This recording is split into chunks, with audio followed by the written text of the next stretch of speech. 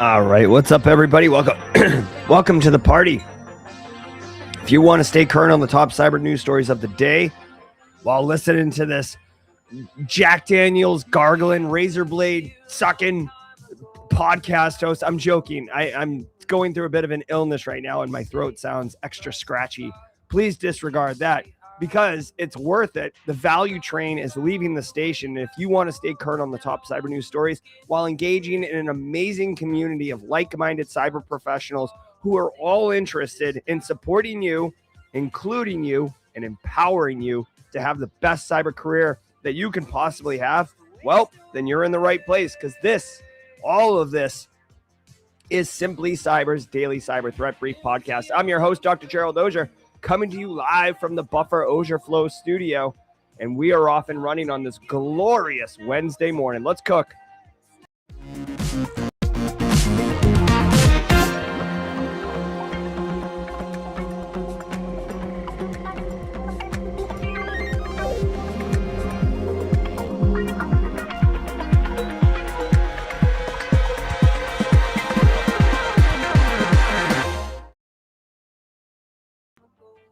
Oh my God. When I play the Threat Locker ad read, I might run into my house and grab a fistful of Ricolas. Holy jeepers. Guys, welcome. Welcome to the party. I see a lot of familiar faces in the chat. Rhonda Rummerfield. Hey, what's going on? It's been a minute. Nerman, Marcus, Kaz Mazel. Hello to you too. What's up, TJ? It's Space Tacos, the GRC, Mafioso, Ray Dubs. Guys, we got a great show for you. We're going to go through 8 stories. They are spicy. They are piping hot. They just came out of the oven. And as far as research and prep goes, I've done 0. But you know what? Ain't nobody got time for that. It's not because I don't know what I'm doing. It's because this is an authentic experience. In the world of AI and a bunch of manufactured M-dash bullcrap, this show is as real as it's going to get, including production issues. So sit back, relax. We got you covered. Now, one of the things I'm very proud of about this show, and I want to say that this show, in my opinion, and I would love for people to challenge me on this one if you truly believe it. One of the things about this show that's unlike any other show in the cyber industry is, yes, we go through the stories just like every other cyber news podcast, but we take time to marinate. We take time to dig down. We take time to elicit additional insights and value that you won't get from any other podcast. You won't get it from a classroom. You won't get it from a textbook. You can only get it from someone who has lived that experience and is mentoring down. And that's what we're doing. I do it here on camera for you, but right above me is the Simply Cyber community that you're an active participant in. You are a node in the Simply Cyber network. And there are so many wonderful practitioners in there. Ms. Julian, I can't say her first name because it'll activate my digital assistant, but she's a perfect example of a Simply Cyber community member who's got a wealth of knowledge, both practitioner and management and dealing with management, right? Jobs aren't just about hands on keyboards and doing next level hacksaw things. The corporate America, the career journey, there's a lot of aspects of it that are not cyber specific, right? There's a lot of soft skills. There's a lot of human interaction. There's a lot of Game of Thrones type stuff. And if you didn't know that, because you're 22 and you're just getting out of college and you're like, I'm here for my job. You'll have to learn the hard way. So that's, to me, one of my favorite things about this show and about the value that we bring as an entire community. What's up, Z-Myth? Ernet says Simply Cyber's helped him earn both my degrees and push for a job in the past year. Heck yeah, dude. That's what I'm talking about, right? Hell yeah. All right, guys, every single episode, as if the value train wasn't enough, every single episode of the Daily Cyber Threat Brief is worth half a CPE. So say what's up in chat. You will appear on stream right here. Look. I'm behind the chat. Say what's up in chat. You'll appear there. You can grab a screenshot. This is live. We are live right now. If you're watching on replay, put it in the comments, YouTube comments. If you're listening on Spotify or Apple Podcasts, I can't help you too much there. I mean, you could still say that you listen and get the CPEs. It's just a little bit harder to prove it. Say what's up in chat, just like Almighty N8 did, or Almighty Nate. What's up, Nate? And then file it away. Once a year, count up those screenshots, divide by 2. That's how many CPEs you got. We say half a CPE a show. Show's an hour long, half a CPE. Why? Because we have some fun here. We goof around. We kick it, right?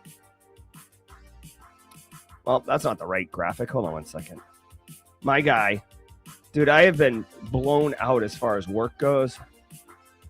Here we go. Look at this. Every day of the week, we do a fun thing. Wednesdays is way back Wednesday. Woo! We kick it old school because some of us are old in chat, right? We have some fun. We'll talk about tech from the 80s or 90s. See if people vibe on it. See if you youngs even know what it is. Maybe you saw it in a museum somewhere. All right. If today's your first episode, my friend, welcome to the party. It's very simple, my guy, TJ. Hey, what's up, DJ BSEC? Driving in today up in H-Town. Good to see you, DJ BSEC. Always great to have you in the chat. Guys, if today's your first episode, don't be shy. I swear to God, it might seem intimidating. Oh, look at all these people talking to each other. Oh my God, they all know each other. I don't want to say hi. I'm scared. I'm not scared. Shy, intimidated, right? I know plenty of you. I met some people at Simply CyberCon a few years ago who were incredibly shy. Please take this as an opportunity to take one step forward in your, career journey, your professional networking journey, and just say hashtag first timer in chat. If it's your first timer in chat, or if it's your first time chatting in chat, okay? If you've never chatted in chat because you're always too shy, or because you're watching on a TV and you're getting, you're cooking eggs for the family and making toast, doing a little bit of that avocado toast, right? For the Casually Josephs of the world and the Gen Alphas or whatever. Just say what's up in chat. I've got a special emote. I've got a special sound effect. I've got all the things for you. And my friends, Ad Tech, me, and others are going to make it rain John McClane from that Christmas classic, Die Hard. All right, guys. While the first timers roll in here, let me say shout out and thank you to the stream sponsors, those who enabled me to bring this show to you every single day, starting with Anti-Siphon Training.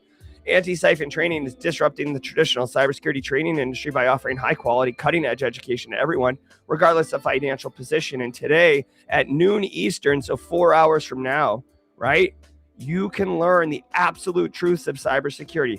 This is one of those meta career job type things. If you want to work, in industry, and you are like, oh, what's it like working in industry? Right here, this is the answer. Whether you're a pen tester, GRC, firewall engineer, MDM, identity and access management, you work in cloud, you work on-prem, you're doing OT, ICS, whatever your bag is, get some absolute truths of cybersecurity. You can register for $0 right now and attend this.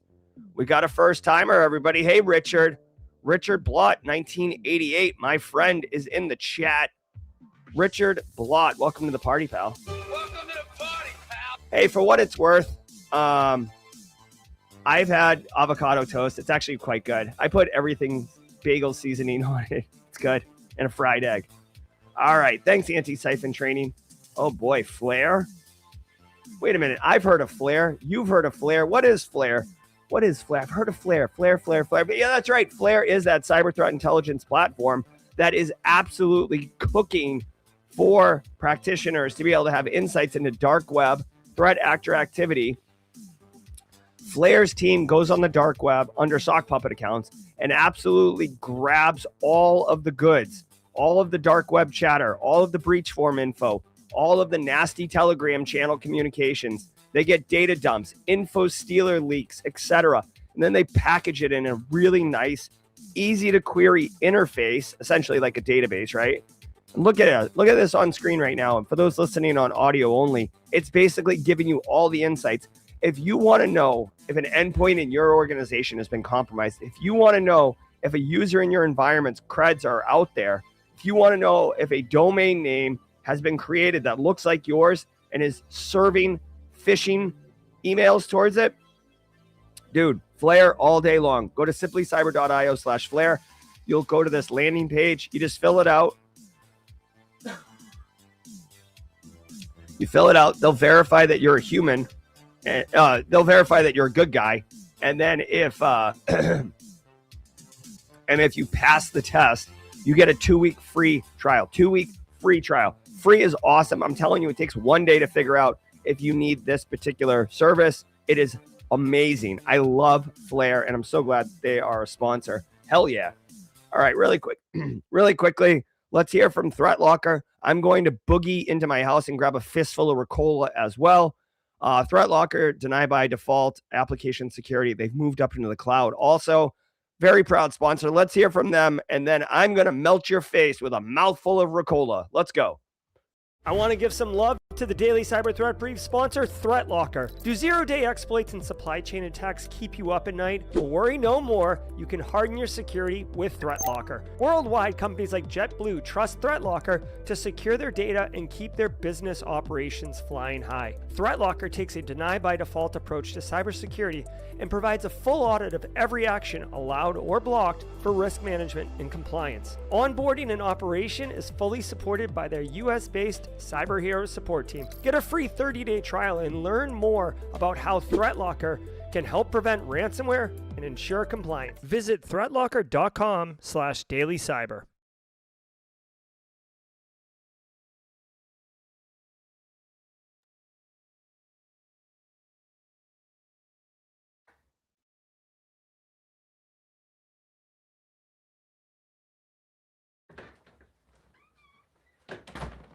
All right. Looks like I didn't make it in time. The Ricola bag didn't rip open as easily as I was hoping for, okay? That's what's up. All right, everybody, do me a favor. Sit back, relax, and let's let the cool sounds of the hot news wash over all of us. Awesome wave. Let's cook. From the CISO series, it's cybersecurity headlines. April is Trust Month at the CISO series. Join us this Friday for our Super Cyber Friday live stream about hacking vendor trust. I swear to God, CISO series putting these ads in the front, knowing that we weren't playing them on the back end. Not a huge fan of that.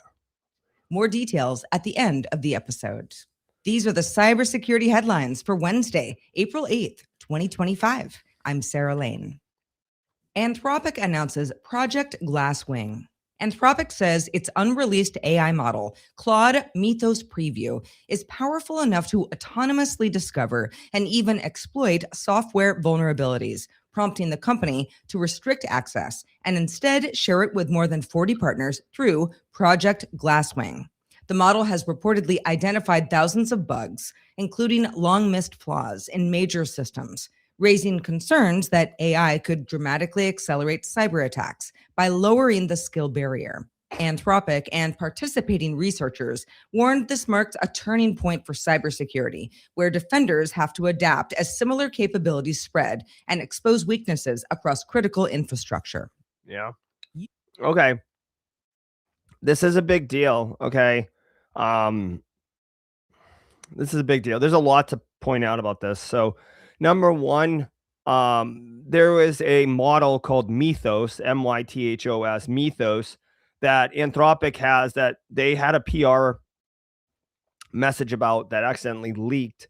They are under the belief that Mythos is so powerful from a cybersecurity perspective that it can analyze source code and web pages and web apps and find all the flaws and then immediately write exploits. So,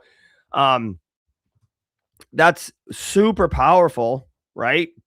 But it's great for good guys, people like us. Oh yeah, I can take this and scan my web apps and harden all the things. Yeah. The problem is threat actors can do it too. Now remember, I want to point this out.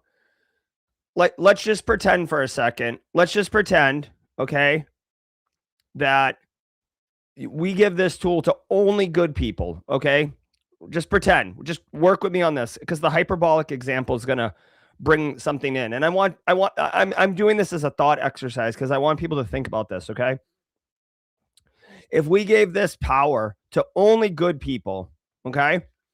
And only good people immediately used it. They canceled all their meetings and they said, I'm only going to do Mythos work today. And they found all the flaws, okay? Remember, God damn it. Remember, remember. I'm gonna have to do a text to speech, right? Shall we play a game? Like use that method Stephen Hawking used to talk. I can't. I don't know if I can do this. So imagine, if you will, that you find all the flaws, right? When you go to your software developers and you say, hey, here is 1,000 flaws. Mythos can write exploits for all of them. Mythos doesn't fix the bugs. It doesn't rewrite your code. It could, but that's not what they're talking about. Thank you, Zaga.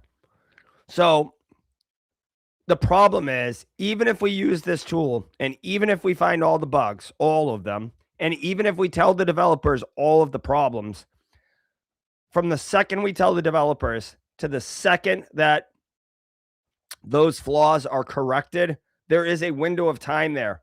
And some of those flaws will never be fixed, right? Open source project, abandoned project. It considers, it compromises some function or feature in order to close the bug. Okay. So it's not a silver bullet. Like a lot of people think, oh, like this is great. Just give it to the good guys. And we're hard, we're hard as a rock. Well, no, because in reality, developers don't instantly clap their hands and all their code is cleared. Okay. Now, as far as finding bugs and then writing exploits, dude, I'm telling you right now, the U.S. federal government, the Department of Defense, was so sweaty, for like thirst trap style, for Anthropic to sign that deal and basically push their morals aside. In the world of national security and military engagements, okay, having 0-day weapons is very, very desirable. We're talking, oh, baby, juicy. Give me some. Okay. Check this out. Simplycyber.io/books. This is my book collection, managed by the librarian, aka Christina Did we just Paldica. become best friends? Yep. Derek Welski, who I got to see at RSA. Good to see you, Derek. With the super chat, feeling simply congested today, supporting the cough drop fund. Great seeing you at RSA. Yeah, buddy. Thank you, Derek. Always good to see you. Hopefully we'll run into each other at Black Hat or something. So simplycyber.io books is a website that is my reading list that I would recommend people do. A lot of good ones. Call your attention to this one. This book is phenomenal. Phenomenal. Okay. Look at, you can see I bought it October 3rd, 2022. So I'm not full of crap, just hawking books here, bro. All right. I don't know why this looks like trash. All right. Look at, This Is How They Tell Me the World Ends by Nicole Pelroth. There's an entire section of this book talking about effectively the black market arms, like cyber arms black market for 0 days, right? Listen, if I'm a security researcher, right, and I develop a 0 day and I can tell I find a vulnerability and develop a 0 day and I can tell Microsoft about it and maybe I get $1,000. Ooh. Or I turn around and sell it to the U.S. federal government for $500,000. Or I sell it to, in North Korea for $2 million, right? Like just pick a polarizing threat actor. There's real money in these weapons, which means two things. One, if we can use Mythos to make weapons, we can make a boatload of money. But realistically, the U.S. government and every government would just cut out the middleman and make their own weapons. So this goes from like a cute LLM that can do fun things and help you write LinkedIn posts to like making weapons. All right. And I'm not being hyperbolic. I'm not overselling this. This is what's up. Okay. Also, I said this the other day. Final thing I'll say. If you want a CVE associated with you, you better get cooking, man, because Claude is going to be sweeping up like hold on. To me, this is the equivalent of like raking leaves in New England, right? There's tons of leaves to rake. Everybody can rake some leaves. This Claude right here is like one of those like high power, blower vacuums that just like is used for industrial leaf raking. You better get your rake and get some leaves quick because otherwise you're not getting any CVEs. All right. Also, final thing, we'll see where this goes. Anthropic is working with industry giants like Google, Cisco, Broadcom, in order to like move forward with this. By the way, can I just say one other thing? I guess it's my show. I will. Listen, thank you, Anthropic, for being the adult in the room. Thank you. Okay. We have been going breakneck speed. We've been driving in the high speed lane in a McLaren F1 with no seatbelt on, top down, throwing money out the roof, screaming money ain't a thing with AI the last 3 years. Okay. And it was like, guys, can we have an adult in the room? Anthropic's decided to be the adult. We're actually taking a moment and thinking about what is like, just because we can doesn't mean we should. Just because we can, maybe we should pause and put some guardrails around these things. Okay. The U.S. Politicians and the legal system, or whatever you want to call it, like the regulatory system, it does not move fast enough to deal with AI. Period. Full stop. I don't care.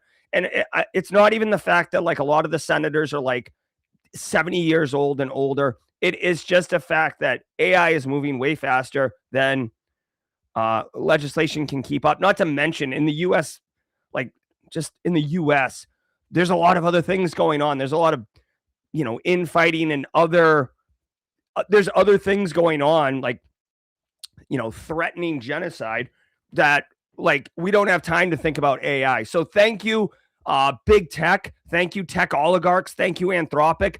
Thank you for being the adults in the room and putting some structure around this, because this is too powerful to just let it go ham. U.S. seeks to slash CISA funding. The U.S. administration is proposing a $707 million cut to CISA's fiscal year 2027 budget, reducing it to about $2 billion, with the goal of refocusing the agency on protecting federal systems and, again, that critical infrastructure. The plan would eliminate programs seen as redundant or outside its core mission, including misinformation efforts, international engagement, and some school safety initiatives. The move follows earlier attempted cuts and major staff reductions, even as CISA looks to hire for key roles amid ongoing cybersecurity threats. Russia-linked... Okay.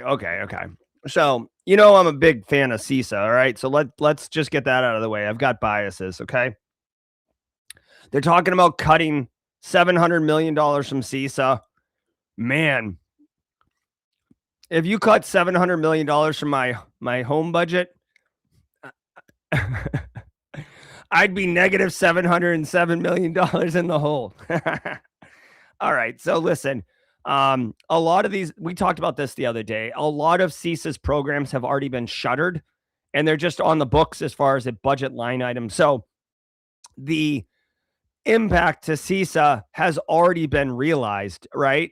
I guess that's the TLDR here. So like taking $700 million away. Sure. Why not? You've already taken the $700 million. To me, this is just like cleaning up the books. All right. Now, one thing that I'm like, whoa. The new budget proposal says CISA was more focused on censorship than on protecting the nation's critical systems. And put them at risk due to poor management and inefficiency. So just basically like straight up kicking CISA leadership. This sounds like a performance review for your employer's giving you a performance review, like fully ready that they're wanting to fire you and they're setting it up. They say there also was focused on self-promotion. I don't know if I thought of CISA as self-promotion. Now, Jen Easterly was quite the celebrity, right? Jen Easterly was quite the face of CISA. But honestly, I thought she did great for CISA, right? By putting a face to a name, by being out there, by being accessible at conferences. I feel like Jen helped move CISA forward. Guys, as a GRC dork, I have told you this 1,000 times, all right? And for people who don't know, GRC is governance risk compliance. It's the interface between the business and information security. You have to be the face of information security or cybersecurity. You have to talk to people. You have to get in there, because if someone falls for a fish, or someone installs something stupid, or someone gets a phone call from a threat actor, right? If they have no idea who you are, they will, like, if they have no idea who cyber is or infosec or anything like that, they're one, going to be afraid to like admit that they made a mistake. Two, they're not going to know who to tell if they did want to tell. And three, it could lead to a festering larger issue. So by being out front, being engaging, being the face, you break down those barriers. So when bad does happen, you get alerted quicker. Your detection through a human intelligence vehicle is faster. And that's what CISA did. So, I mean, I don't know. I feel like this is just like rhetoric around like trashing CISA on the way out. All right. But anyways, I don't think this is going to have a big deal. We'll see. Catch me in November. CISA is responsible for election security. And we've seen a lot of new policy coming out around elections and who's allowed to vote, which still is like out of control. Hackers hijack routers for passwords. The UK's National Cybersecurity Centre warned that Russia-linked hackers from APT28 are compromising widely used internet routers to steal login credentials for email and other online services. The group, which is tied to Russia's military intelligence agency GRU, is said to be using router access to harvest passwords and potentially expand access to additional accounts and networks. U.S. warns. Yeah, I mean, I'm calling it an executive order policy. I'm basically calling anything that's coming out of the government as policy. Yeah. Okay, so Russia hacked routers, steal Microsoft Office tokens. I don't know if this is the same story. The story that was in the news here is from Bloomberg, but Bloomberg has a pretty fat paywall looking thing here. So let's see what they do. Russian military intelligence unit is hacking routers to harvest auth tokens from Microsoft Office users. That's weird. I immediately wouldn't think of this attack sequence. Let's see what it is. All right. Hey, Adrian Santabria is in the chat. Welcome to the party, pal. Welcome to the party, pal. Adrian's going to be coming on to Simply Cyber Firesides in the next couple months with the title of the episode, AI is not coming for your job. So stay tuned for that. Adrian's a great guy. All right. All right. So Russia was able to siphon 18,000 authentication tokens from 18,000 networks. So they at least 18,000, maybe more. All right, let's look at this. Okay. I'm going to allow this. My throat hurts today, and I feel like this infograph is making me feel good. So let's do this. And if you're new here and you don't know what this is, I have a thing, unhealthy thing for infographics. Oh, yeah.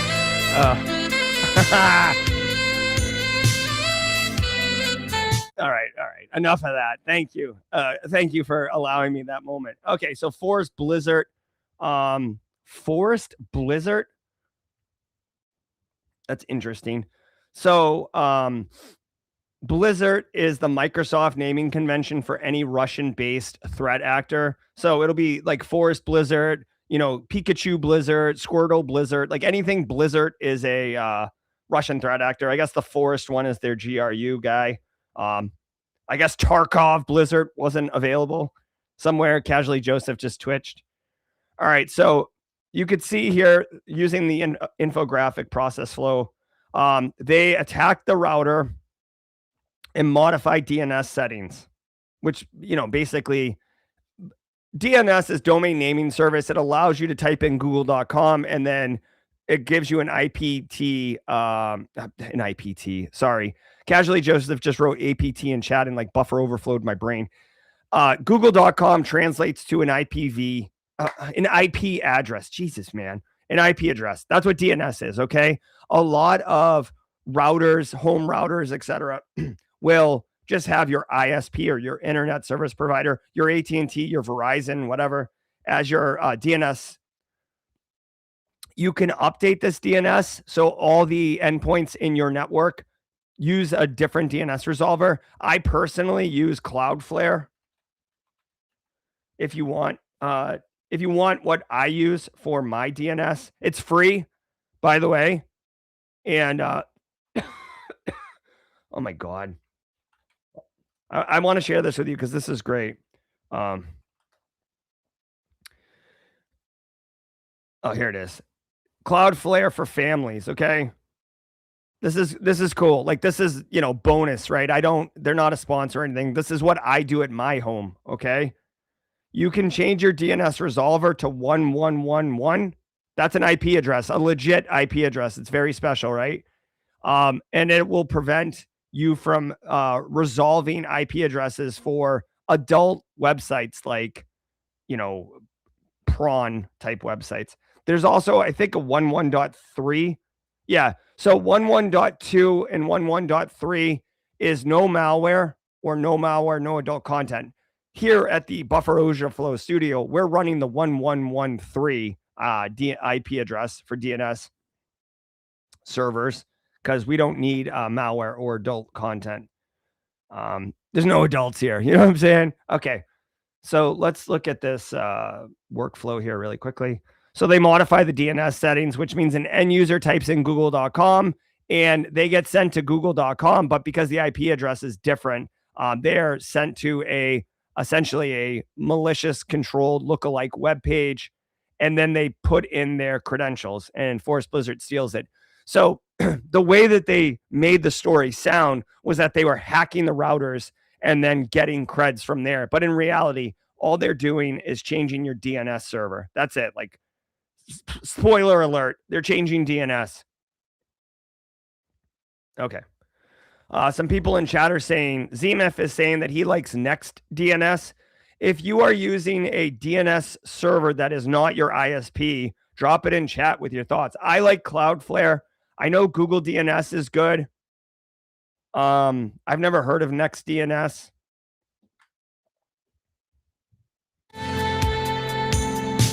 Whoops.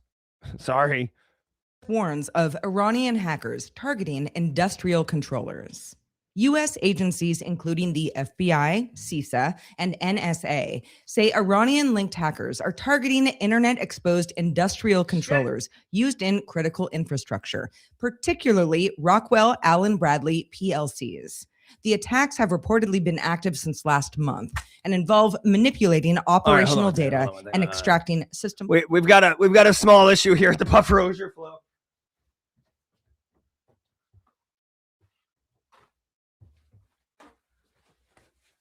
All right, hold on. I just punched my coffee cup. And hold on.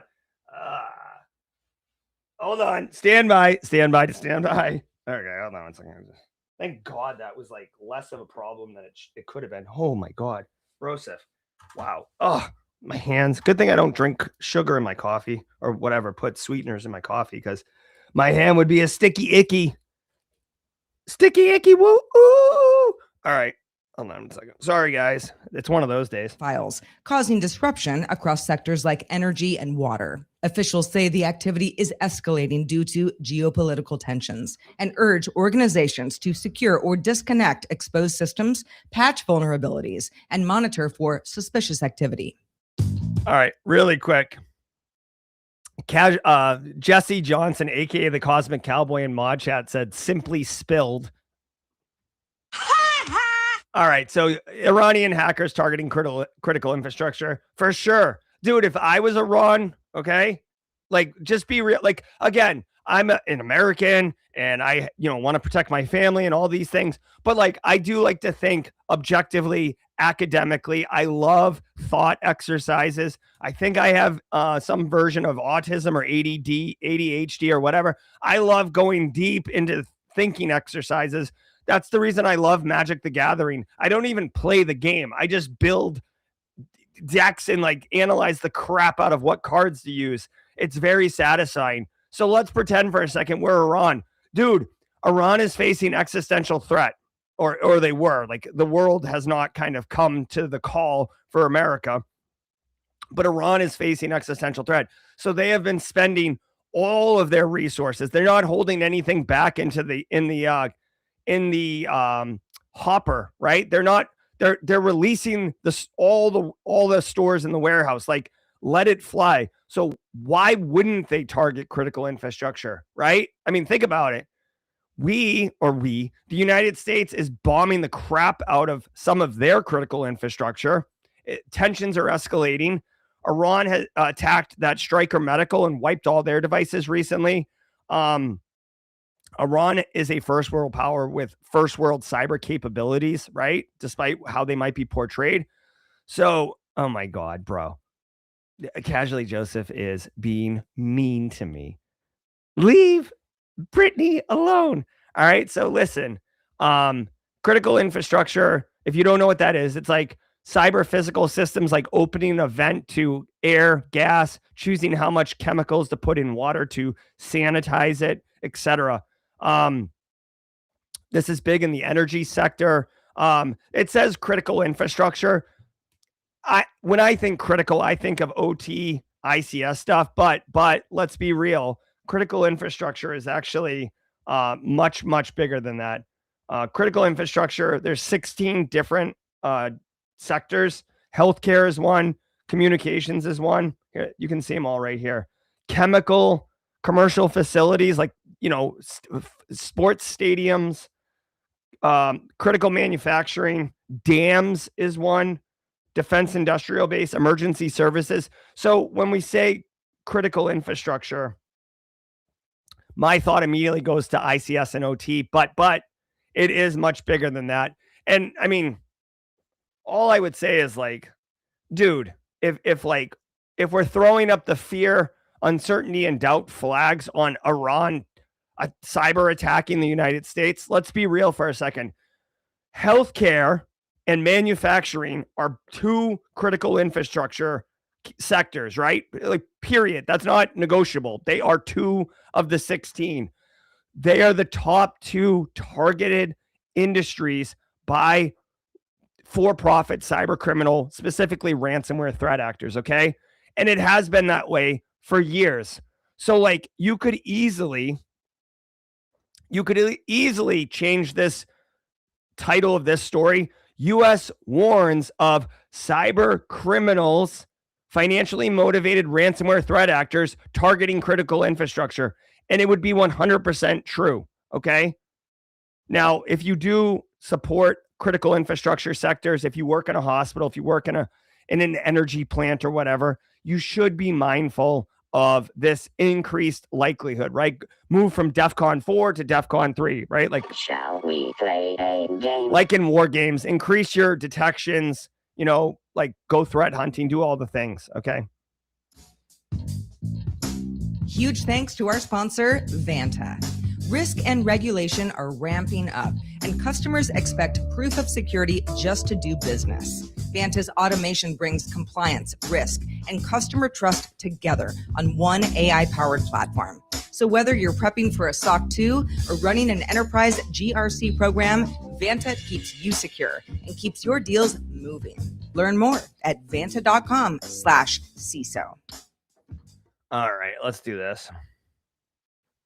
My throat feels like I'm gargling sandpaper, or I'm punching my coffee cup, which, by the way, this is officially my favorite coffee cup. I have a Simply Cyber coffee cup, and this is my favorite one. This was a gift from my sister-in-law. She was in the Air Force here in Charleston. It's got my name on the bottom. This thing is like a weapon, dude, and it fits in my truck's coffee cup holder when I drive my son to school. And it holds 2 cups of coffee. Winning, winning, winning. All right, guys. Thanks, Threat Locker, Anti-Siphon Flare, for the support. Definitely appreciate it. Guys, shout out to all you all way back Wednesday. Attack hits Northern Ireland's centralized school network. A cyber attack on Northern Ireland's centralized C2K school network forced the Education Authority to shut down systems, disrupting access for potentially more than 300,000 students and 20,000 teachers. Officials say the breach was contained early, and there isn't evidence so far of data theft or corruption, though investigations with Capita and incident responders are ongoing. Schools are gradually being brought back online as authorities prioritize secure restoration and exam-related access. All right. Face Doyle is our resident Irish citizen. I haven't seen Face Doyle in the chat in like a few months, though. So, Face Doyle, we salute you. Would have been good to have you for this one. All right. So, education gets hit in Ireland. All right. So, teams have been working through the weekend. There's another thing. If you work in IT, here's a thing that people don't talk about. If there's people in chat who are like, oh, I'm thinking about moving from marketing to IT or marketing to cyber, just be aware you might have to work weekends. You might have to work nights. And if you're casually Joseph, you might have to work weekend nights. LOL. All right. Yep. Jacob, J-A-H, first timer. Welcome to the party, Jacob. Welcome to the party, pal. All right, so they're restoring systems, whatever. They don't know who hit them. This could have been a rat eating a power line. This could have been a threat actor hacking in.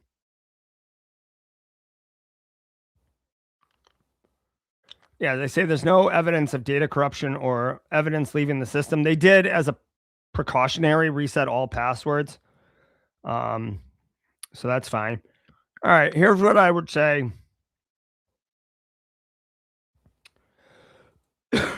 Here's what I would say.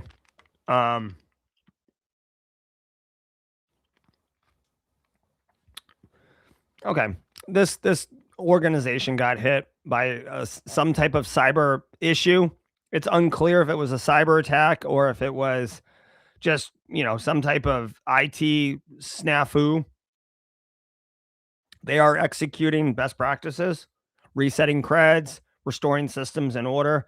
The only thing I would say here from, this is a lesson learned for everybody. Number one, obviously tabletop exercises. I talk about these all the time. Practice what would you do and how do you dude, if I told you right now you have to reset everybody's creds in the environment, what does that mean? You might be like, oh, I'll just go to Active Directory and reset creds, or set everybody that the next time they log in, they have to change their creds. Yeah, okay. What about applications? What about networking devices? What about, anything other than creds and AD, right? Does that map up to Azure?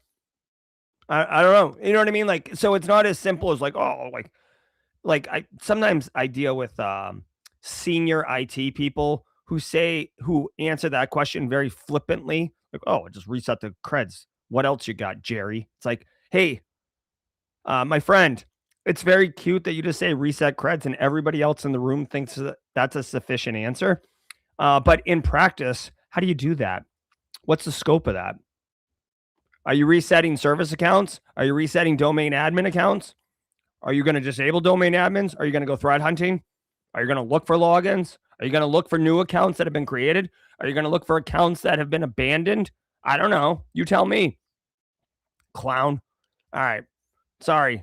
That one touched a little too close to home. All right. I've had to deal with some interesting conversations over my career of people pushing back on giving basic, simple, answers that are not sufficient. Okay.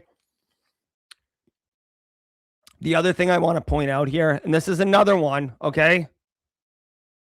This is another one that's super important for everybody to know. And I want to say, is Zach Kill in the chat at IT Career Questions? No. Zach, taking it easy today. No days off, Zach. Listen. This is another thing that you will never learn unless you have been absolutely burnt by this. And I have scars. And there's plenty of people in chat with scars, okay? When you are restoring systems, right? If it's just like your home network and you're like, you have a laptop that gets cooked. Yeah, okay, restore the laptop. Big FD, okay? But if you actually work in like a corporate environment, an enterprise environment, you have Active Directory, you have ERP solutions, you have domain controllers in multiple facilities, you have Citrix gateways, you have NetScalers, you have load balancers, you have processing servers, Kubernetes instances, you have hybrid environments, cloud, right? Now we're talking. Okay. Let's just pretend everything goes nipples up. Okay. Everything's screwed. Here's the reality. The order in which you turn things back on matters, because a lot of times there are dependencies that you can't stand up the Kubernetes unless you've stood up, like, I don't know, or you can't stand up the processing server unless you stand up the Kubernetes instance first. You can't stand up the ERP solution until you've stood up the domain controller. You can't stand up the domain controller in the Puerto Rican facility or the Puerto Rico facility because the primary is in the Nashville facility or whatever. Or like, oh, we're running, domain 2008 R2 down here. It's a special one.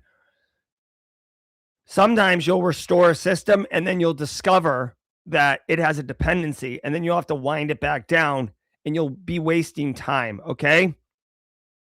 So my point is, you need to understand the order in which things get restored for the most optimal path to get back to a known good state. And the only way to do that is to practice, talk through it, work with your IT people, and potentially simulate it, right? Or do it in practice. All right. Max severity FlowWise RCE vulnerability exploited. Attackers are actively exploiting a critical remote code execution flaw in the FlowWise platform by injecting malicious JavaScript through improperly validated configuration inputs. Researchers at VulnCheck observed early exploitation activity, with thousands of internet-exposed instances potentially at risk, alongside additional FlowWise vulnerabilities also under attack.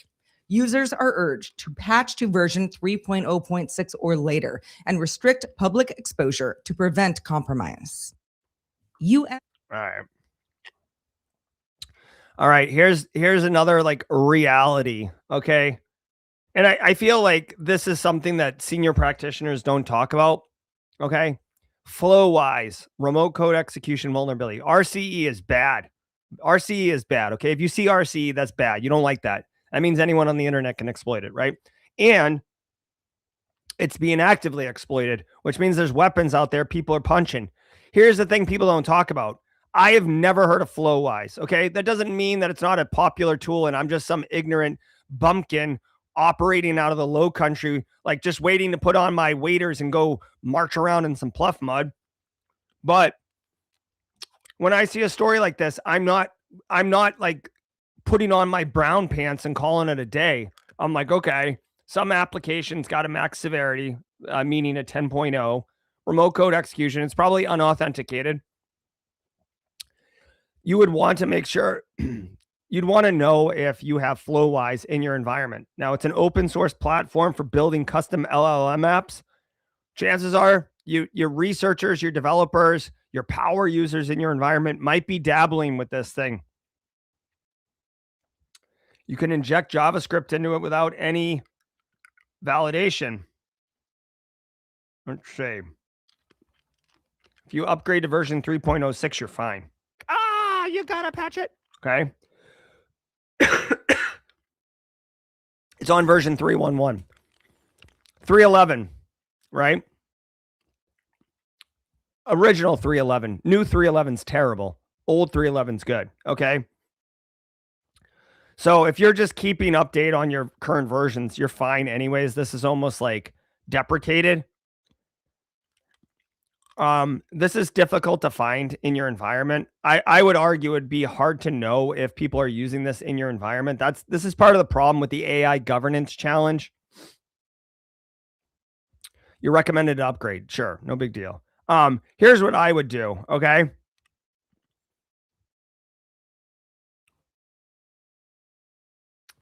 Okay.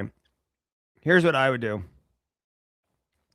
There's 12 to 15,000 FlowWise endpoints accessible right now. So what I would do is I would use first of all, I would use Shodan. And if you don't know what Shodan is, Shodan's dope. Shodan is a super tool for cyber practitioners, and it's a lot of fun. Okay. I would use Shodan to look at your internet facing IP range for your business and see if you have any of these FlowWise apps, internet facing. I don't even know why you would have this thing internet facing, frankly. Secondly, because it is AI, you could probably prompt inject it with some type of prompt injection to get the JavaScript to exploit it. Here's what I would do. Okay. You do you, and people in chat, if you have Adrian Code Brown, Adrian, if you have a thought on this, drop it in chat. But here's what I would do. Okay. I want to point out that AI is like everywhere, and it's very easy for anyone, researchers, developers, power users, even like Carl in accounting, right? To implement some AI. So it's FlowWise RCE today. Tomorrow it's going to be, Llama, whatever. Here's what I would do. Instead of focusing on, hey, developers, make sure that your FlowWise is updated to version 3.1.1. What I would say is I would send this message out to the organization, because you want to make sure that you hit like kind of people who work in accounting, but they're actually like power users or whatever, and just say, hey, listen, I know open source software is really cool, and I know AI is going gangbusters. Just make sure that you're always staying up to date. Keep your software current. Here's an example of a piece of software that is being actively exploited. If you just kept current on the versions, you'd be fine. Same with that Axios NPM thing, right? The Axios NPM thing. I mean, I know you can't see it because I got the big screen here, but on the Axios NPM thing, if you just stayed current on versions, you would have been protected, or at least reduced the window of exposure. So to me, it's less about, hey, make sure your FlowWise is good, and just, hey, here's a best practice. Keep your AI tooling up to date, because there are a lot of threat actors doing a lot of crap out there trying to attack your stuff. All right? That's what's up. Computer, keep going. Cybercrime losses passed 20 billion for first time. The FBI reports cybercrime losses reached a record $20.87 billion in 2025, with complaints surpassing 1 million for the first time, driven largely by phishing, investment scams, and business email compromise. AI is becoming a bigger part of these schemes, with criminals using tools like voice cloning, fake profiles, and deepfake content, contributing to at least 893 million in those reported losses. Most losses still come from scaled up traditional scams, with fraud accounting for 85% of financial damage. All right. We don't even need to spend more time on this story. Listen, here's the deal. This is a classic. This is how it works. Okay. Anytime there's a development in technology, even something that's paradigm shifting like AI, people retrofit it to do their current processes more efficient. That's it, right? Like when we get new technology in the agriculture industry, we don't reinvent how to grow crops. We just grow crops more efficiently, right?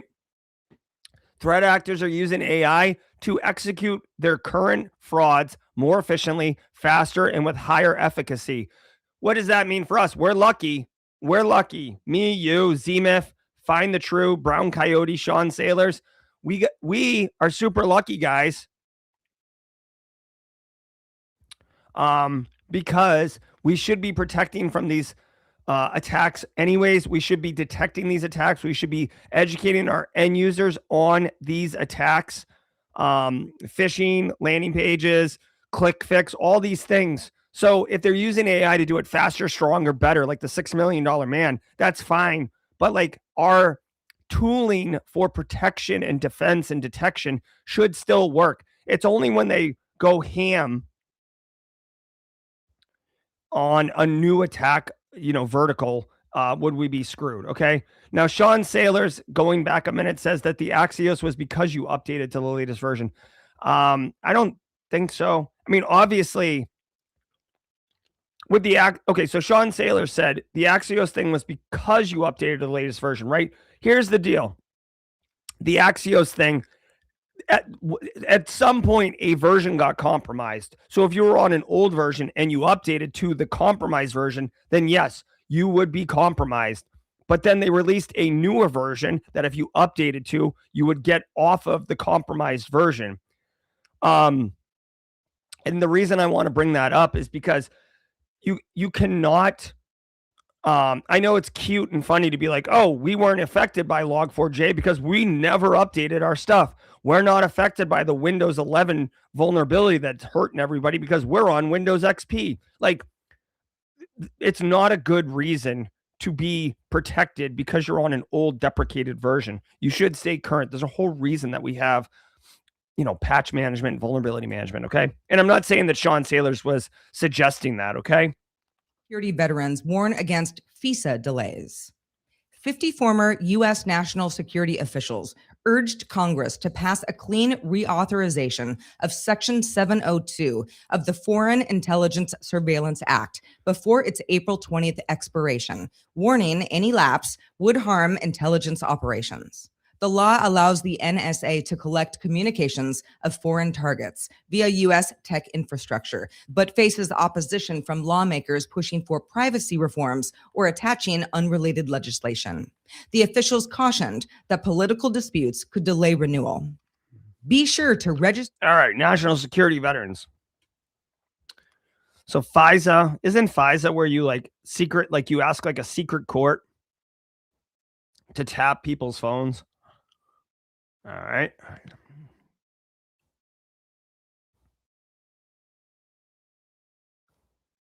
All right. All right. I don't know, guys. This is not really cybersecurity-ish. I mean, this is like, I guess this is like eavesdropping or compromising confidentiality, but like, this is like cyber adjacent at best. Guys, there's certain things, in my opinion, there are certain things that it doesn't matter who is the president of the United States, who the administration is. There's certain things that just everybody kind of agrees gets stamped and driven through. This FISA thing, yeah, 20 days before April 20th, the statute expires. I'd be stunned if this thing didn't get renewed, at least to kick the can down the road. Intelligence, information. I'll just say this and then move on. In the world, there's only 4 ways to assert national dominance. Okay, there's only 4 ways to do it. If you want to be a country or an entity of influence and power, there's only 4 things you can do. Okay, spoiler alert. Number 1, diplomacy. Right? Look at China and their Belt and Road Initiative, building airports and building stuff. They are asserting their power and influence by doing diplomacy. Number 2, well, let's skip number 2. This is called the dime model, by the way. Dime, like nickel, penny, dime. Number 3, the M is military, right? Boots on the ground, like we're kind of seeing in multiple parts of the world. And 4 is economic, right? Sanction the crap out of people, not allow them to do business. That is what's happening with North Korea, which is why they steal crypto all over the place. Number 2 is information. Information is a very powerful asset in order to have intelligence, to make decisions, to tip your hand, to do misinformation, disinformation, to understand what your adversaries are going to be doing, to understand what their military capabilities are, etc. So that second element of national power and influence comes from intelligence gathering. The United States has one of the best intelligence gathering communities in the world. CIA, NSA, DIA, FBI, right? We have intelligence for days, okay? So to think for a hot minute that they would somehow not authorize this is ridiculous. We would be cutting off our nose to spite our face. Robert Hendrickson knows what's up with the dime. By the way, I only know dime because one of my close friends and roommate from my undergrad is a colonel in the Air Force, and he tells me these things. All right, let's go.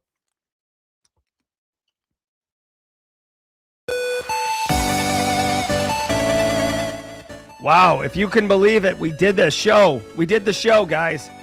Thanks so much for being here. This was episode 1106. I guess this was episode 1106 of Simply Cyber's Daily Cyber Threat Brief podcast. I was your host, Dr. Gerald Auger, punching coffee cups and having lozenges. I hope you enjoyed the crap out of the show. Shout out to over-the-shoulder camcorders. Don't go anywhere because we're going to be cooking on the Cyber Career Hotline. Call in.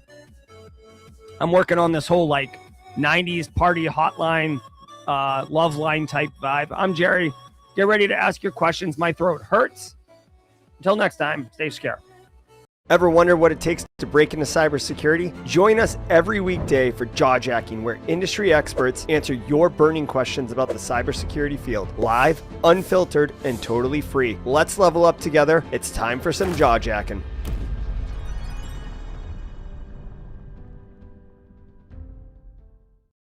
What's up, everybody? We got some vestigial Jawjacking graphics going on. I want to say what's up to you. Welcome to the Cyber Career Hotline. I'm working on the naming still. I'm your host, Jerry Guy. You can tell because of the glasses. You may be coming from the Simply Cyber Daily Cyber Threat Brief, hosted by that, say it with me, nerd, Dr. Gerald Auger. Mara Levy knows what's up. Guys, this show is very specific. We are here to help you. I want to answer as many questions as I can. That is the deal. It's not about me. It's not about what I'm into. It's about you, and it's about helping you. So if you got questions, put them in chat with a Q. I also encourage people in chat, right? You practitioners who are in chat, the Adrians, the IT career questions, the Jessies, the Roswell UK, the Brown Coyote, the Steve Young, literally Marcus, Mara, Miss Julian, literally everybody in chat. If you have an answer, if you have a thought about any of the questions, put them in chat. I'm telling you, it takes a village, and this is what makes a community rich and valuable. Here we go. Cyber Risk Witch with the first question out the gate. Hold on, one second. I got to scroll down, Cyber Risk Witch. Oh my gosh, bruh. Here we go. Oh, wait, hold on. I'm sorry. Oh, my God, dude. Is this career question only now, or can we still chit-chat? Oh, no. Of course, chit-chat. Cyber Risk Witch. No. Please, chit-chat away. Have a good time. This is all about good times. We are all about good times. Zemif wants to know if quarterly meetings are still a thing. Yes, Zemif. I want to do quarterly meetings. I don't know what to tell you, man. I am getting crushed right now. We have a lot going on personally here at the house. Without getting into too much detail, we may or may not move. And if anyone's ever moved, it's quite disruptive and dominating. I don't want to get into the details of that, but we can certainly do a quarterly meeting. I will say, just for fun, I started my Anthropic training yesterday. Over the next 2 weeks, 3 weeks, I'm going to be doing GRC engineering training and Anthropic training. And then I'm going to make a bunch of content around it. And if there's anything in content-wise you guys want, let me know. I am releasing a produced video every Sunday at 4 p.m. For the year. So let's go. Straw Hat Sex says, I found out I will be part of Flex Crew at B-Side, South Jersey. Any poses recommendation? I don't understand the question, Straw Hat Sec. What does flex mean? And what does poses recommendations mean? Let me know. If you can clear that up, let me know. I do want to point out something really funny, though. Marcus Kyler, I think you'll get a kick out of this. Because Straw Hat Sec said flex, I want to tell you that in college at UMass Amherst in 1999, Funk Master Flex played a concert. And I was, you guys have no idea how poor I was when I was in college. Like I was taking loans out to pay for college. I worked for food. I worked at a sorority for lunch and dinner in exchange for food. And I had like 13 roommates. But I worked in order to go to the Funkmaster Flex concert, I worked security. I had a buddy who was like in charge of event planning or whatever. And he's like, you want to go? I'll get you in as security. I'm like, all right, dude, I must have weighed like 119 pounds working security at a Funkmaster Flex concert. I wasn't doing much. I did get to see the concert though, which is hilarious. All right. I've been thinking about creating my own business doing cyber for small businesses, but I sometimes think I don't have enough experience or enough. Yeah, exactly. Enough knowledge. So what do you recommend? Okay. So Taekwon Gong, here's what I will say. Start the business as a side hustle, right? Dude, whatever experience or knowledge you have more than the business owners have of cyber. And as someone who owns a business, right? And I'm sure other people in chat, if you own a business, oh, Adrian's parents went to UMass Amherst. All right, way to go. Minutemen alum, let's go. Sorry, false alarm on the wrecking ball. Here's what I would say, Taekwon Gong. Start the business as a side hustle and then slowly start building it. Though, remember, even if you know the same amount as the business you're trying to help, the business that you're trying to help is probably focused on like seeing patients or doing accounting or making bread. Like whatever the business is you're helping, that's what they're focused on. So even if like you don't have enough experience, like you're taking that load off them and helping them secure their assets, and they don't have to think about it. So there's value there. It's not just about you bringing knowledge that they don't have.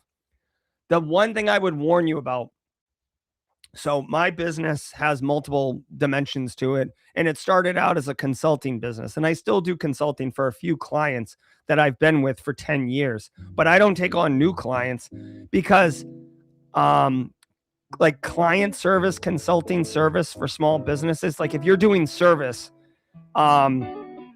it's very time consuming and it's difficult to develop new business if you're actively working on business. So I would start it as a side hustle and grow it.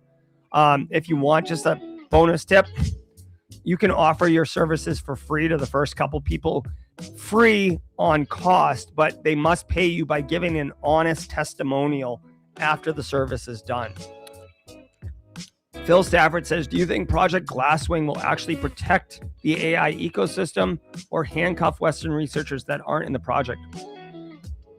Will this mean that the non-US models win supremacy? Yeah, I mean, there is that. Like, I don't know, Phil. Honestly, I'm hoping that smart people and cooler heads prevail and that, Western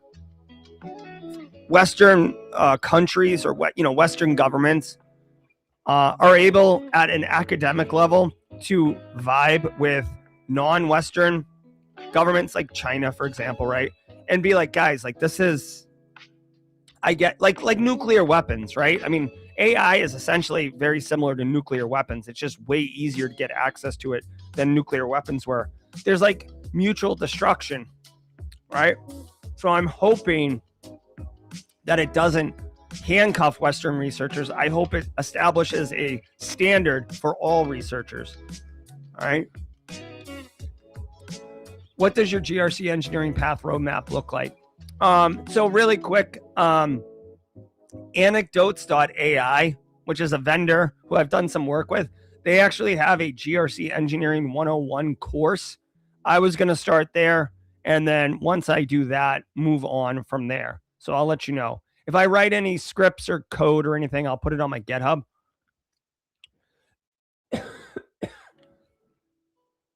Did anybody see what Straw Hat Sec's doing at that B-Sides conference? In a nuclear war, they say the only thing to survive will be cockroaches. Does that mean most countries will stop? Oh, okay. Not a question, more of an editorial. Silence poet, not much of a question.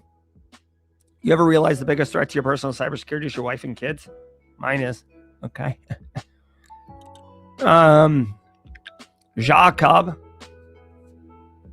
trying to find his first job.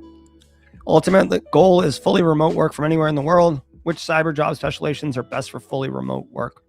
I mean, any of them can be done fully remote. I will say pen tester, oftentimes can be done remote, although that specific role is in high supply, low demand. So it's kind of hard to break in as that.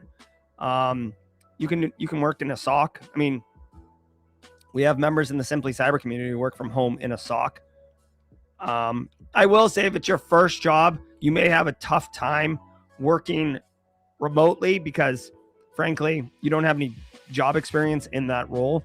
So they'll typically want to train you up. And if you're remote, it's a little bit more difficult to train you up. Doesn't mean it can't be done. I would say that, SOC is probably your best bet, Jacob. Does the ISC2 CC cert have any value when it comes to getting your resume? I don't know how the AI agents reviewing resumes are. That's a question for the job father. If anybody in chat has any visibility into how AI agents reviewing resumes go, let me know. I would say the ISC2 CC cert, just like any cert, Zero Menace, is valuable if the market's asking for it, right? Are you seeing job postings asking for this cert? Yes or no? All right, 345 says, I don't have a ton of hands-on experience in IT. I do have a degree in IT and a master's in health informatics. Any advice for getting into healthcare? Maybe try help desk. Hey, Albright. Is this Madeleine Albright? Is Madeleine Albright the former Secretary of State? And I'm just getting confused. Here's what I would think. Having that master's in health informatics is a huge win for you.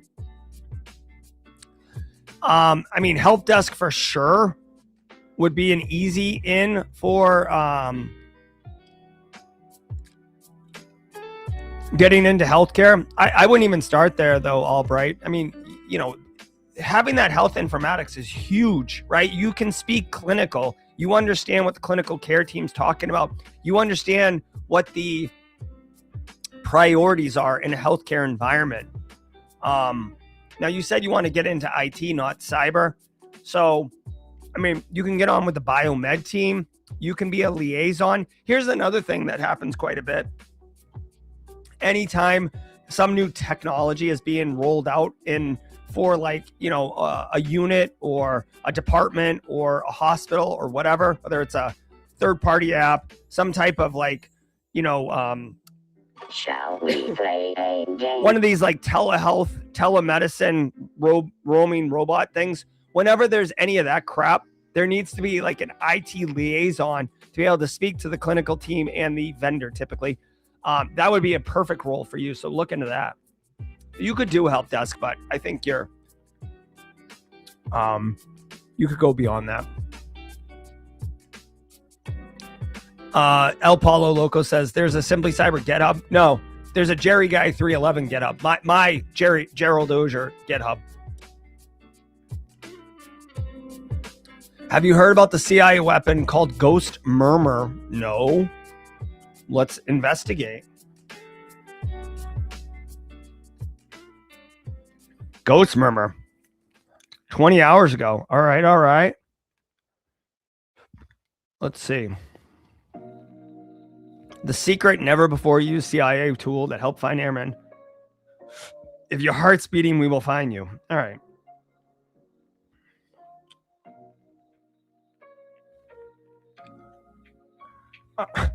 The weapon system officer. Basically, the weapon system officer is the guy who sits in the back, right? There's one guy who flies, and then there's one guy who's like basically operating the radio, like Spotify, playing tunes and dropping munitions. His name was Dude 44 Bravo. I'm just going to let everybody know. Again, my buddy is a colonel in the Air Force. From what I've gathered, he was a B-1 pilot also, or B-1 weapons nav officer. You don't get cool call signs like Maverick, Iceman, and Dude 44 Bravo. You get names like Combo and, Boner and stuff like that.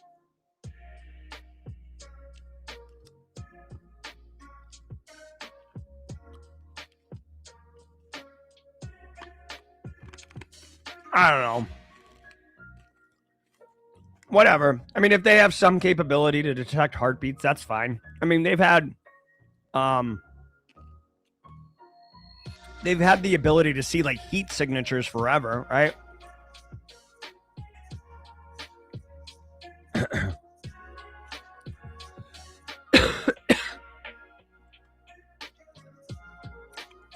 All right. Continuing to look through chat, looking for questions. If you have a question, put a Q in front. This is Cyber Career Hotline. Phone lines are open, and I'm trying to answer all your questions. Put a Q in front. I'm Jerry, 20 plus years of experience. I love cybersecurity. I love helping people, and I love this community. So let's cook.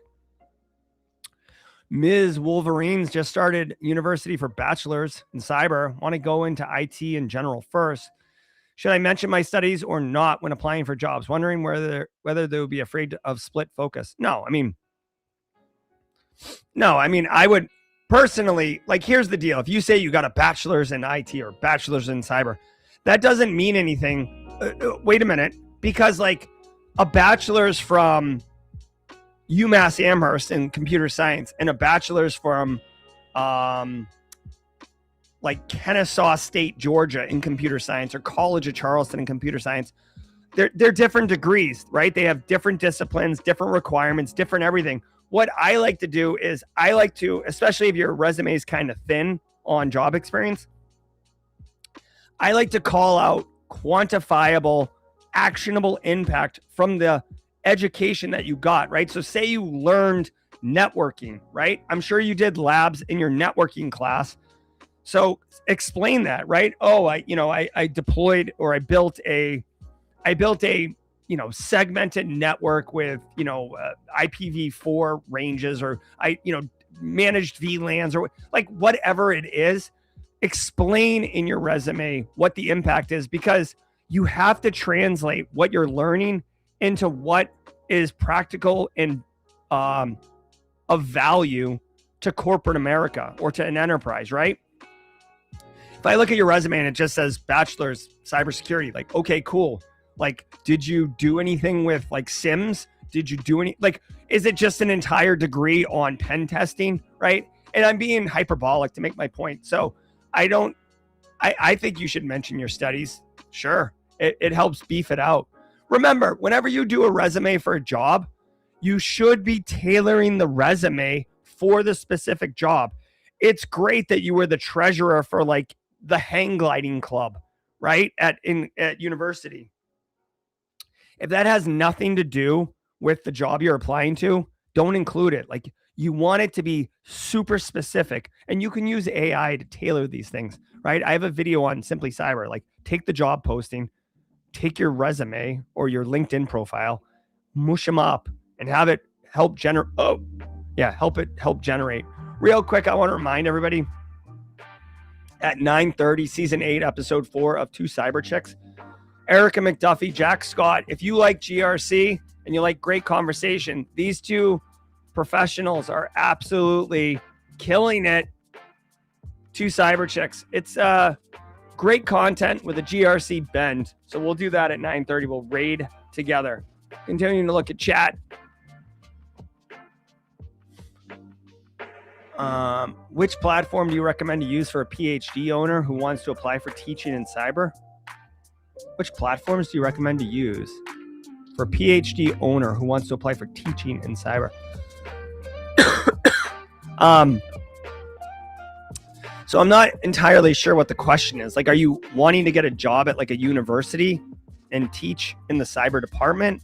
Or are you wanting to stand up your own training platform like Simply Cyber Academy? And then what platforms do I recommend?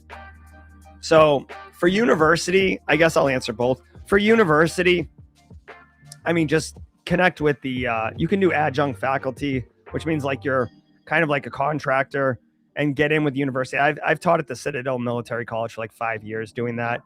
If you want to stand up your own platform, I know some people have had great success with Thinkific. I use Teachable. I could, love it or leave it. It's all right. There's other teaching platforms that are like holistic with like the community aspect of it, right? A lot of people like Kajabi. All right. Hold on 1 second. God, my throat hurts so badly. Continuing to look for chat.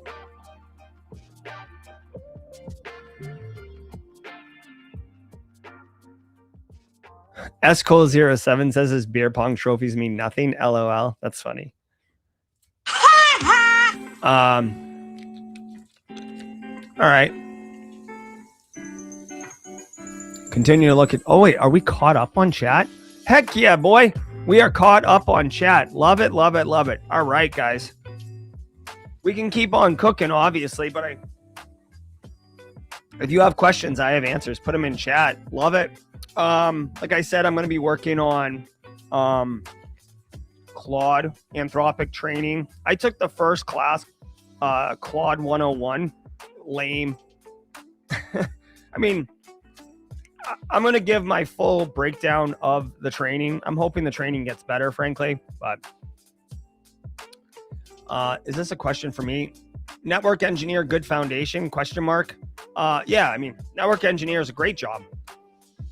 If you understand networking, that's like half the puzzle, right? Understanding how networking works is very important. ZMF says, where are these classes? Yeah, check it out. They're free. Anthropic skilled. Here, I'll drop a link in chat. Yeah. You could see, here's the Claude 101 I took, okay? Introduction to Claude Cowork, AI fluency, building. My plan is to take all of them and either make a collection of videos or just one video. Like, oh, hey, I spent 30 hours taking Claude training. Here's what I learned. So, Phil Stafford says it's a great resource. I hope so. I mean, I am going to be fair in my video. I'm going to explain where I currently am starting, and then I'll break it down for everybody. Let me know, by the way, if anyone has any thoughts on content you would like me to make. I'm desperately trying to make some content for people. Oh, we got a gifted subs from Straw Hat Sec. Thanks, dude. Did we just become best friends? Yep. All right. Nice. Gifted subs for days.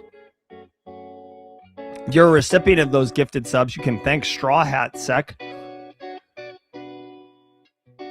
Kishin says, what would you recommend for cyber-related content to stream? I mean, solving, like hack the box rooms or hack smarter rooms is one way to do it. Like I saw Tyler do some like work with me streams to kind of help. I mean, that's kind of a crazy stream because like you're just working and people are watching you, but it allows some like community of focus or people to work together. I'm trying to think of like what else. I mean, if you wanted to stream, you could break down. I mean, I guess Keishan, I'm not good at like the entertainment side of streaming. I'm a big fan of education. At the end of the day, when you make a piece of content, whether you're producing it, you're live streaming it, it's a short, it's a long, it's written, it's video, no matter what, there's one of three things that you should be achieving. And if you can get more than one of the three, that's awesome. You can either entertain people, you can educate people, or you can inspire people. Like Mr. Beast videos are entertaining, right? This Anthropic stuff is educational. You know how the inspiring stuff goes. Like, so pick one of those three cyber related and go for it. I like to go for entertainment, education, and if possible, inspire people. That's why that's why I'm just real. I make mistakes all the time. I had to run out and go get throat cough drops. I'm not perfect, and by any means. All right, we're about to go live with two cyber checks. About to go live with two cyber checks, guys. I want to thank you all for being here. Thank you, Cyber Riskwitch. You are so kind. Thank you very much. I appreciate that. All right, guys. Be have fun. Let's go rate two I'm going to drop a link in chat right now. I'm Jerry from Simply Cyber. I want to say shout out to Adrian for jumping in chat today. Shout out to all the squad members for all the support you guys do. All the regulars, all the first timers, Jaw Cub. Hope you come back tomorrow. Let's go ahead and raid 2 cyber chicks. Till next time, stay secure. Yeah.